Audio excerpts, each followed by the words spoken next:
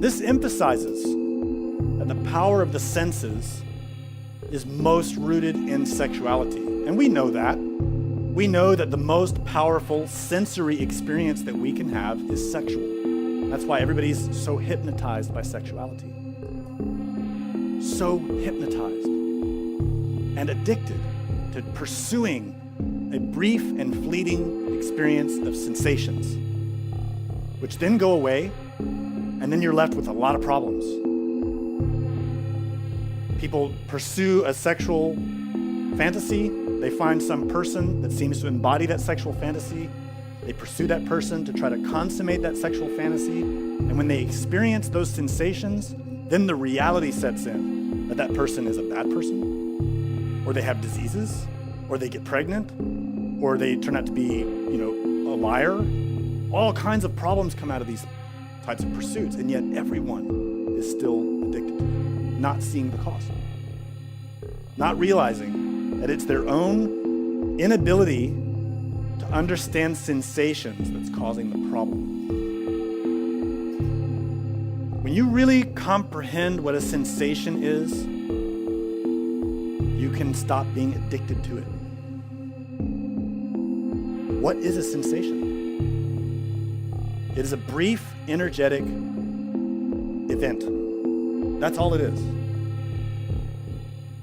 Brief. Now, think about it. How many people can't lose weight?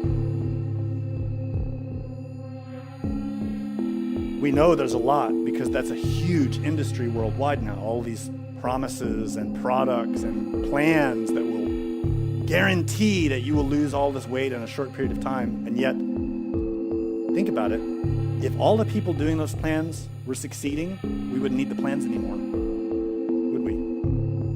But it seems like every few years, those numbers of plans and ideas and concepts, there's only more of them, not fewer, which implies there are more people overweight than fewer.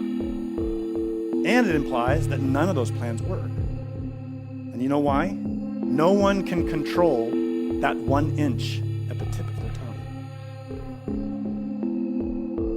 That's all there is to it. That little tip of the tongue is what is controlling the body and the mind of that person. The desire to eat that food. Whatever that person wants to eat. Whatever sensations that person wants, they just want it. They don't care about the cost. They don't care about the result for their health, for their environment, for their pocketbook. They don't care. They just want to eat what they want to eat. And then later they say, oh, I can't lose weight. I'm so fat. I just want to eat one more bag of chips. Simple. But it isn't so simple, is it? Intellectually, not so complicated. But like I said, the intellect can't solve this problem.